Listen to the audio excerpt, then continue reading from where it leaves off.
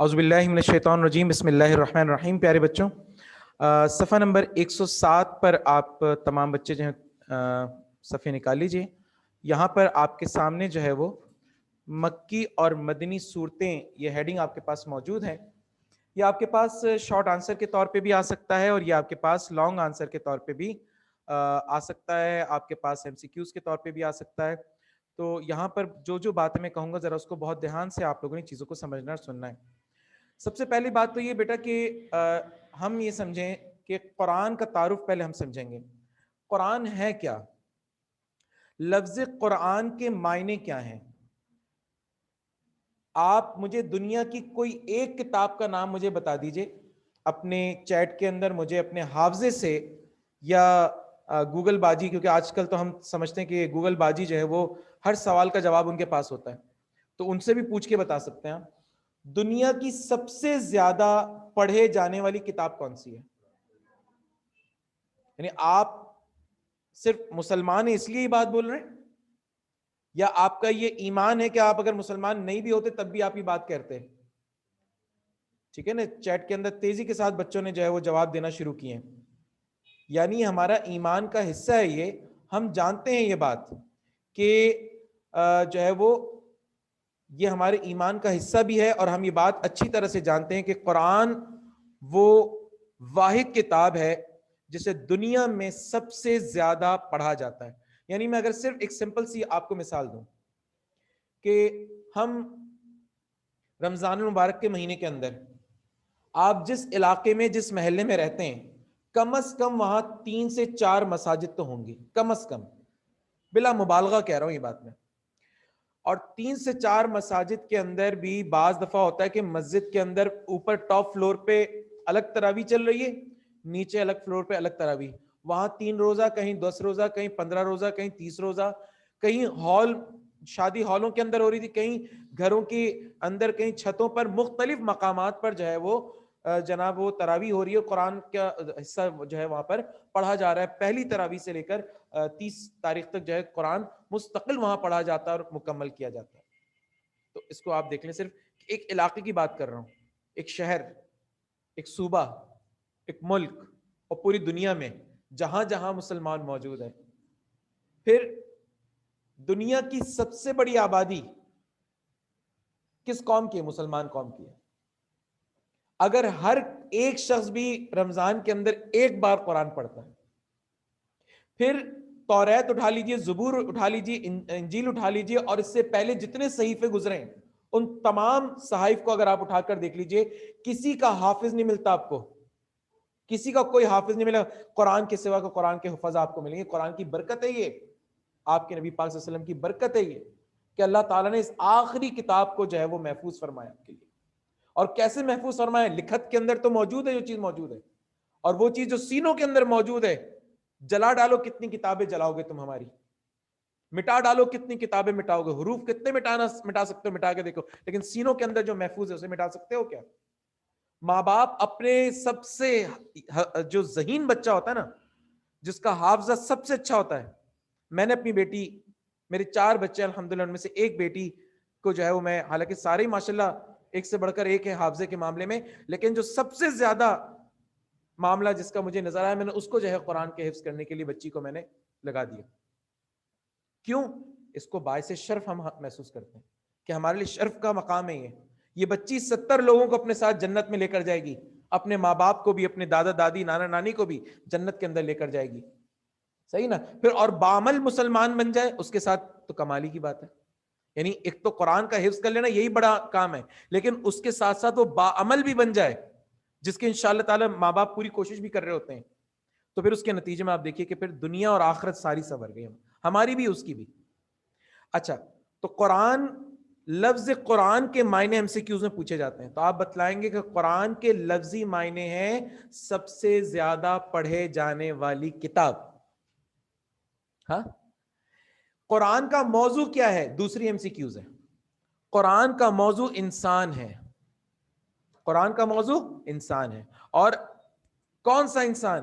وہ جو روز اول سے لے کر روز آخر تک کے جتنے انسان ہیں، سب کے لیے ہدایت کا سرچشمہ ہے یہ کتاب۔ یعنی قرآن کے اندر اللہ تعالیٰ نے آپ پچھلے صحائف جتنے گزرے ہیں، صحیفے اور آسمانی کتابوں میں فرق آپ کو پتا ہوگا، آپ کو پچھلی کلاس کے اندر یہ بات بتائی گئی تھی کہ آسمانی کتاب جو ہے وہ ان رسولوں پہ نازل ہوئی جو امت پر آئے ہیں، یعنی موسیٰ علیہ السلام، ان کی امت آج بھی زندہ ہے، یہود، ہاں، عیسیٰ علیہ السلام، ان کی امت آج بھی موجود ہے، عیسائی، ٹھیک ہے، اسی طرح حضور پاک صلی اللہ علیہ وسلم، ان کی امت مسلمان، لیکن اس سے پہلے کی کتنی قومیں گزری ہیں سب ختم ہو گئے۔ قرآن کے اندر ہم صرف ذکر ہی پڑھتے ہیں، قوم عاد، قوم سمود، قوم لوط، قوم نوح، قوم فلاں، قوم فلاں، یعنی کتنی قوموں کا تذکرہ ہم نے قرآن کے اندر پڑھا ہے، لیکن کسی قوم کا آپ کو صحیفہ نہیں ملے گا، چونکہ جب اللہ تعالیٰ نے قوموں کو اٹھایا ساتھ میں ان کی کتابوں کو بھی اٹھا لیا، اور جب توریت کے اندر، انجیل کے اندر، زبور کے اندر تحریف ہوئی، لوگوں نے تبدیلیاں کی، تو اللہ تعالیٰ نے فائنلی پھر قرآن کو اپنی حفاظت میں رکھا۔ پہلے تو آپ کو دی نا حفاظت، آپ نے تو تحریفیں کر دی، آپ نے تو فرق اس میں پیدا کر دیے۔ فرسٹ ورلڈ وار جب ہو رہی تھی اس وقت ایک ریسرچ چل رہی تھی، دنیا کے تمام حصوں میں سے، پوری دنیا میں سے جہاں جہاں سے توریت ملی جمع کر لی، جہاں جہاں سے انجیل ملی جمع کر لی، جہاں جہاں سے قرآن ملے جمع کر لیے۔ ریسرچ کی، دیکھا کہ جناب کہ قرآن کے اندر کوئی رد و بدل، کوئی تبدیلی، زبر زیر پیش تک کی تبدیلی موجود نہیں تھی۔ باقی جب آسمانی کتابوں کو دیکھا گیا تو کہانیاں ہی الگ تھیں بالکل، کیونکہ وہ ذمہ اللہ نے ہمیں دے دیا تھا، آزمائش، امتحان، اور ہم نے اس آزمائش اور امتحان کو فیل ہو گئے اس میں۔ اور جو قرآن اللہ تعالیٰ نے اپنے ہاتھ میں رکھا اس کو، وہ دیکھیے 1400 سال سے زائد کا عرصہ گزر گیا اور وہ اسی طرح سے محفوظ ہے، اس کے اندر کوئی رد و بدل کر نہیں سکا، نہ کر سکے گا۔ تو رہتی انسانیت تک کے لیے، رہتی دنیا تک کی انسانیت تک کے لیے یہ صرف اور صرف مشعل راہ ہے یہ کتاب۔ اچھا، اب سوال یہ ہے کہ کتنے سال میں قرآن، ویسے تو آپ لوگوں نے وہ سورت کا ترجمہ پڑھا ہوگا کہ بسم اللہ الرحمن الرحیم، اِنَّا أَنزَلْنَاهُ فِي لَيْلَةِ الْقَدْرِ، اِنَّا أَنزَلْنَاهُ فِي لَيْلَةِ الْقَدْرِ، ہم نے اس کو شب قدر میں نازل کیا۔ کس کی بات ہو رہی ہے؟ قرآن کی بات ہو رہی ہے۔ تو آسمان پر تو اللہ تعالیٰ نے ایک ساتھ قرآن کو نازل فرمایا تھا اپنے غیب کے علم کے ساتھ، لیکن آسمان سے زمین تک جو یہ آیا ہے، یہ وقت اور حالات کے حساب سے اترتا رہا ہے۔ قرآن کتنے سالوں میں آیا ہے؟ آپ کہتے ہیں تقریباً 23 سال کہتے ہیں آپ لوگ، یہ تقریباً کو ذرا ہٹا دیں، اب بتائیں مجھے۔ 22 سال 5 ماہ اور 10 دن، اس کا ٹوٹل ٹائم ہے 5، یعنی 22 سال 5 ماہ، یعنی 5 مہینے اور 10 دن، تو ہم تقریباً بول رہے ہوتے ہیں 23 سال، تو تقریباً 23 سال، لیکن ایگزیکٹ اس کی جو کاؤنٹنگ ہے وہ 22 سال 5 ماہ اور 10 دن ہے۔ اسی طرح سے قرآن کے اندر آیات کتنی تعداد ہے اس کی؟ کل آیات، امی عائشہ کی روایت کے مطابق، شاباش، ویری گڈ، نہیں صورتوں کی بات نہیں کر رہا بیٹا، میں آیات کی بات کر رہا ہوں۔ 6666، 666، 4 دفعہ 6 لکھو گے تو 6666، ٹھیک ہے نا؟ بالکل صحیح، یہ اس کے اندر موجود آیات ہیں۔ یہ امی عائشہ کی روایت ہے، یاد رکھیے گا، یہ امی عائشہ نے بتائی ہے یہ بات، ان کی روایت ہے یہ۔ اچھا جی، اسی طرح سے اس کے اندر کل 114 صورتیں ہیں، چھوٹی بڑی سب صورتیں ملا کر کل 114۔ ابھی آپ دیکھیے جو پہلا پیراگراف اس وقت آپ کے سامنے، مکی اور مدنی صورتیں، جب میں بچوں سے پوچھتا ہوں ہاں بھائی مکی صورتیں کسے کہتے ہیں، مدنی صورتیں کسے کہتے ہیں، تو بچے کیا کہتے ہیں مجھ سے؟ سر جو مکہ میں نازل ہوئی اسے مکی کہتے ہیں، جو مدینہ میں نازل ہوئی اسے مدنی کہتے ہیں۔ غلط، بالکل غلط۔ کیا؟ جو ہجرت سے پہلے نازل ہوئی وہ مکی صورتیں، اور جو ہجرت کے بعد نازل ہوئی وہ مدنی صورتیں۔ تو دیکھو ابھی یہ جو آپ کے سامنے پیراگراف لکھا ہے، ذرا اس کو پڑھو ذرا۔ جمہور مفسرین، یعنی جتنے دنیا کے اندر بڑے بڑے مفسرین، ٹھیک ہے، ان کے نزدیک مکی صورتوں سے مراد وہ صورتیں جو ہجرت نبوی سے پہلے مکی دور میں نازل ہوئی، خواہ وہ حدود مکہ سے باہر ہی نازل ہوئی ہوں، جبکہ مدنی صورتوں سے مراد وہ صورتیں جو ہجرت کے بعد کے زمانے حضور صلی اللہ علیہ وسلم کی رحلت یعنی اس دنیا سے رخصت ہو جانے کے زمانے تک نازل ہوئی. مکی صورتوں کی تعداد کتنی؟ 87. اچھا مکی صورتوں کی پہچان کیا ہے؟ اس میں عقائد پر بات کی گئی ہے. عقیدہ توحید، عقیدہ آخرت، عقیدہ رسالت، صحیح نا، یہ توحید پہ ایمان، یہ آخرت پر ایمان، یہ تقدیر پر ایمان، فرشتوں پر ایمان، آسمانی کتابوں پر ایمان. یہ جو عقائد ہے نا ان کی درستی، کیونکہ اس وقت تو لوگ مسلمان نہیں تھے نا، تو سب سے پہلے تو لوگوں کے عقیدوں کو ٹھیک کرنا تھا. تو یہاں پر زیادہ تر مخاطب یا ایھا الانسان ہے، اے انسان، یہاں زیادہ تر مخاطب وہ ہیں. اچھا پھر یہ جو صورتیں آپ کو ملیں گی چھوٹی چھوٹی ملیں گی، آپ آزما لیجئے، دیکھ لیجئے جا کے قرآن میں. یہ تمام صورتیں جو مکی صورتیں آپ کو تعداد میں یعنی لینتھ میں چھوٹی ملیں گی آپ کو. اس کے مقابلے میں جو 27 صورتیں جو مدنی صورتیں وہ بہت لمبی لمبی ہیں، طویل ہیں. وہ وجہ کیا ہے؟ چونکہ اس کے اندر خطاب ہے یا ایھا الذین آمنو، اے لوگو جو ایمان لائے ہو. اور پھر مدینہ میں ہجرت، جب آپ صلی اللہ علیہ وسلم جب ہجرت کر کے مدینہ تشریف لے گئے تو مدینہ کے اندر آپ نے ریاست قائم کی تھی. اب ریاست قائم کرنے کا جو قانون ہے، جو قوانین ہے، اب اس کی ضرورت تھی. تو اللہ تعالیٰ نے پھر مدنی صورتوں کے اندر باقاعدہ آپ کو احکامات دیے، قوانین دیے، پورا طریقہ کار آپ کو ڈیفائن کیا اللہ تعالیٰ. اسی لیے وہ صورتیں بڑی بھی ہیں تعداد کے لحاظ سے، حیت کے لحاظ سے. تو 27 صورتیں جو ہے وہ آپ کی مدنی صورتیں اور 87 صورتیں جو ہے وہ آپ کی مکی صورتیں. اس طرح سے یہ آپ کے پاس یہ دو تقسیم ہے جسے ہم کہتے ہیں مدنی صورتیں اور مکی صورتیں. اچھا وہ اتری کہیں بھی ہو، بس آپ کو یہ پتا ہونا چاہیے ہجرت سے پہلے تو مکی ہے اور ہجرت کے بعد تو مدنی ہے جناب. اچھا جب یہ قرآن نازل ہوا تو آپ لوگوں کو پتا ہونی چاہیے یہ بات یہ کہ اس وقت لکھنے لکھانے کا رواج نہیں تھا. عرب کے لوگوں کا حافظہ بہت شاندار تھا، اتنا شاندار تھا کہ ان کو اپنا حسب نسب، اب جیسے میں آپ لوگوں سے بولوں کہ ہاں بھائی آپ کو اپنا حسب نسب پتا ہے، تو آپ میں سے اکثر بچے سر ہلائیں گے نو سر. آپ کو صرف پتا ہوتا ہے اپنے دادا کا نام. اکثر بچوں کو تو اپنی دادا دادی کا نام بھی نہیں پتا ہوتا، وہ بچپن سے دادا دادی کہتے ہیں تو نام نہیں پتا ہوتا. مجھ سے ہی پوچھ لیجیے، میں بتاؤں گا میرے ابا کا نام مرحوم صمد اللہ اقبال تھا، دادا کا نام میں نے کہا عثمان خان تھا، پردادا کا نام سوری وہ تو نہیں آتا. جب پردادا کا نہیں آتا تو اس سے پہلے کس کا آئے گا؟ یعنی دادی کا نام کنیز فاطمہ، صحیح نا، اور پردادی کا نام وہ تو نہیں پتا ہمیں، کبھی لکھا ہی نہیں، کبھی یاد ہی نہیں کیا. وجہ یہ کہ ہم نے چیزوں کو حافظے کی بنیاد پہ رکھا، ہمیں معلوم ہی نہیں ہے. تو عرب کے جو لوگ تھے وہ تو اپنے پورے خاندان کا سلسلہ شجرہ نسب جو ہے وہ پورا یاد ہوتا تھا کہ وہ کس کے بیٹے کس کے بیٹے کس کے بیٹے ہوتے ہوتے ہوتے جناب وہ پورے شروع سے آدم علیہ السلام سے لا کے جوڑ کے دکھا دیں گے آپ کو کہ ہمارا کس سے شجرہ نسب جا کے جڑتا ہے. تو ان کا اتنا بہترین حافظہ تھا ان کا، اسی لیے اس وقت یہ لکھنے لکھانے کی مجبوریاں نہیں تھیں. جب قرآن نازل ہوا تو اس وقت عرب کے اندر جو پڑھے لکھے لوگ تھے وہ کل 14 لوگ تھے.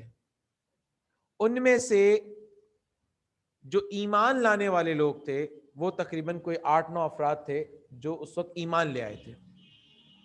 ان لوگوں نے باقاعدہ اللہ کے رسول نے ان سے لکھوایا. جب اللہ کے رسول پر وحی نازل ہوتی تھی تو آپ جو ہے وہ ان ساتھ بلا لیا کرتے تھے اور اس کے بعد آپ ان سے لکھوایا کرتے تھے. اب بھلا کس پہ لکھا کرتے تھے؟ شاباش، ہڈیوں پر، پتھروں پر، چمڑوں پر. ہڈیاں بھی کس کی؟ اونٹ کی ہڈیاں. کیوں؟ اونٹ کی ہڈیاں ذرا لمبی ہوتی ہیں. ہاتھی کی دانت پہ لکھے کرتے تھے، چمڑوں پر لکھا جاتا تھا، پتھروں پر لکھا جاتا تھا، اور ان کو مختلف جگہ پر جو ہے وہ محفوظ کیا جاتا تھا. اب جب مختلف جگہوں پر محفوظ کیا گیا تو اللہ کے رسول کے زمانے میں اس کو کتابی شکل تو دی نہیں گئی. جی ہاں، کھجوروں کی چھال پر بھی لکھا جاتا ہے، بالکل صحیح کہہ رہے ہیں شزا جو ہیں، بالکل صحیح کہہ رہی ہیں. تو اچھا اسی طریقے سے جو ان کو اللہ کے رسول کہتے بھائی یہ سورہ بقرہ کا حصہ ہے، یہ سورہ ممتحنہ کا حصہ ہے، یہ سورہ جو ہے وہ انفال کا حصہ ہے، یہ سورہ جو ہے یاسین ہے، یہ سورہ رحمان ہے. الگ الگ اس کو رکھوایا کرتے تھے محفوظ کرا کے. لیکن اللہ کے رسول کے زمانے میں تو یہ قرآن ترتیب کتابی شکل میں نہیں ہوا تھا. جب اللہ کے رسول اس دنیا سے رخصت ہو گئے تو حضرت ابو بکر صدیق رضی اللہ تعالی عنہ کو خلیفہ مقرر کیا گیا. آپ جب خلیفہ بنے تو آپ کی خلافت کا کل عرصہ 2.5 سال تھا, اور اس 2.5 سال کے اندر ایک بہت بڑی جنگ ہوئی تھی. جانتے ہیں نام اس جنگ کا؟ جنگ یمامہ. اس جنگ یمامہ میں حفاظ جو صحابہ کرام تھے, بڑی تعداد میں ان کی شہادتیں ہوئی تھیں, بڑی تعداد میں. اور یہ جنگ کیوں ہوئی تھی؟ یہ مسلمہ بن کذاب کے خلاف ہوئی تھی. مسلمہ بن کذاب کون ہے؟ یہ وہ شخص ہے جس نے نبوت کا دعویٰ کیا تھا, اور اس اللہ کے رسول کے بعد کچھ لوگ کھڑے ہو گئے تھے اور انہوں نے نبوت کے دعوے کرنا شروع کر دیے, وہ منافقین جو ہوتے ہیں, تو ان کے خلاف جنگ ہوئی. اس کے علاوہ جو ہے وہ جن لوگوں نے زکوٰۃ دینے سے انکار کیا تھا, حضرت ابو بکر صدیق نے ان کے خلاف اعلان جہاد کر دیا تھا. وہ ہوا نہیں, لوگ سیدھے ہو گئے تھے, اور جو زکوٰۃ کے پیسے تھے وہ پورے لوگوں نے ادا کیے. یہ منافقین کی بات ہو رہی ہے, مومنین تو ایسا کبھی سوچ بھی نہیں سکتے. تو اب جناب اس جنگ یمامہ سے پہلے حضرت عمر نے حضرت ابو بکر سے کہا کہ بھائی میرا یہ خیال ہے کہ کوئی بڑے فتنے سے بچنے کے لیے ہم اس کو کتابی شکل میں لے آئیں. تو آپ سوچئے کہ اللہ کے رسول نے جو کام نہیں کیے, صحابہ کرام وہ کام کبھی بھی نہیں کرتے تھے, چونکہ دین میں اضافہ شرک کہلاتا ہے. یہ دین میں جو اضافے ہم کرتے ہیں نا, ایک چیز جو تھی نہیں اور وہ چیز ہم شروع کر دیں, تو یہ جو چیزیں ہیں نا, یہ جو ہے وہ شرک, میں نے غلط لفظ کہہ دیا, بدعت, یہ بدعت کہلاتی ہیں, دین میں اضافہ. تو حضرت ابو بکر نے کہا کہ میرے نبی نے اگر کرنا ہوتا تو اپنی زندگی میں ہی محفوظ کر لیا ہوتا کتابی شکل میں, تو میرے نبی نے نہیں کیا تو یہ کام میں بھی نہیں کروں گا. جنگ یمامہ ہوئی, اس میں بڑی تعداد میں صحابہ شہید ہو گئے. حضرت عمر پھر پہنچ گئے, پھر کہا کہ دیکھیں بڑی تعداد میں حفاظ صحابہ شہید ہوئے ہیں, اگر یہ سلسلے اسی طرح چلتے رہے تو آگے جا کے کسی فتنے کا سبب بن سکتا ہے یہ چیز. اور پھر دیکھیے اللہ کے رسول نے اگر محفوظ نہیں کرانا ہوتا تو ان پتھروں پہ, ان کھالوں پر, ان ہڈیوں پر, ان چھالوں پر محفوظ کیوں کرتے؟ تو اس کا مطلب حفاظت تو اللہ کے رسول نے خود کی ہے, صرف اس کو ایک جگہ مجمع کرنا ہے.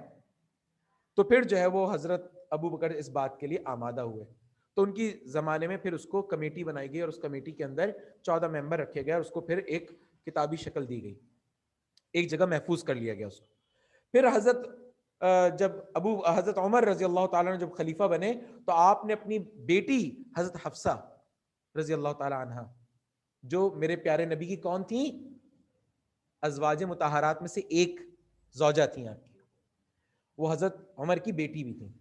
تو حضرت عمر نے پھر وہ صحیفہ ان کے پاس رکھوایا, اور پھر حضرت عمر کی جو ہے وہ خلافت کا دور تقریباً لگ بھگ 12 سال گزرا. ٹوٹل جو خلافت کا دور گزرا ہے نا وہ غالباً 34 سال کا گزرا ہے, جن میں سے 2.5 سال جو ہے وہ حضرت ابو بکر صدیق کا, اور 12.5 سال لگ بھگ جو ہے وہ حضرت عمر کا, اور اسی طرح بقیہ جو ہے وہ حضرت عثمان اور حضرت علی کا.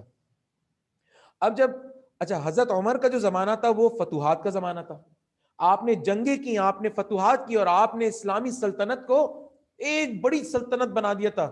یعنی سورج غروب ہی نہیں ہوتا تھا, اتنی بڑی سلطنت تھی. بھائی ابھی پاکستان میں صبح ہو رہی ہے, ہر جگہ صبح ہو رہی ہے نا, رات ہوگی تو ہر جگہ رات ہوگی نا. بس اسی طریقے سے جب ہم سلطنت کو دیکھتے ہیں وہ جو حضرت عمر نے بنائی تھی, تو اس میں ایک وقت میں رات نہیں ہوتی تھی, ایک حصے میں رات ہے تو ایک حصے میں دن ہے. اتنی بڑی سلطنت تھی, اور اس اتنی بڑی سلطنت کے آپ خلیفہ تھے. آپ کے زمانے کے بعد پھر حضرت عثمان کا زمانہ آیا, تو اس میں آپ کو میں بتاتا چلوں کہ 7 قرات ہیں, 7 انداز ہے قرآن پڑھنے کے. تو یہ بڑے مشہور تھے. جیسے میں آپ کو ایک چھوٹی سی جو ہے وہ ایگزامپل دیتا ہوں آپ کو. اعوذ باللہ من الشیطان الرجیم, بسم اللہ الرحمن الرحیم, قل هو اللہ احد للہ الصمد. اب آپ نے ایسا نہیں سنا ہوگا, آپ نے کیا سنا ہوگا؟ قل هو اللہ احد اللہ الصمد. اور میں نے بھی کیا پڑھا تھا؟ قل هو اللہ احد للہ الصمد. پڑھا ایک ہی چیز ہے لیکن انداز الگ الگ ہے. اس طرح سے 7 قرات تھیں. تو آپ کے زمانے میں کچھ پرابلمز اس طرح کی سامنے آئیں کہ اسلام جو ہے, دین اسلام عرب کے بعد عجم میں بھی پھیلا. جو لوگ عربی نہیں جانتے تھے تو وہاں پر تلفظ میں اور ادائیگیوں میں مشکلات آئیں. یعنی عربی اتنا حساس معاملہ ہے. میں بھی آپ کے سامنے 2 الفاظ بولنے لگا ہوں, غور سے سننا. قلب قلب, قلب قلب, کوئی فرق محسوس ہوا؟ نہیں, آپ لوگ سر ہلا رہے ہیں, جبکہ بہت بڑے معنی ہیں. کلب مانے کتا، کاف ڈنڈی والے کاف سے میں کلب کہہ رہا ہوں تو کتا. قلب قاف دو نقطوں والے قاف سے بولوں گا قلب دل. کتنا بڑا فرق آ گیا. تو صرف الفاظ کی ادائیگیوں میں معنی تبدیل ہو جاتے ہیں. تو حساس معاملہ ہے نا. تو ایسے میں پھر ایک ہی قرت کے اندر اس کو لایا گیا جو قریشی زبان تھی، جو سب سے زیادہ معروف تھی، جس میں قرآن نازل ہوا تھا. پھر اس کو اسی انداز میں تحریر کروایا گیا.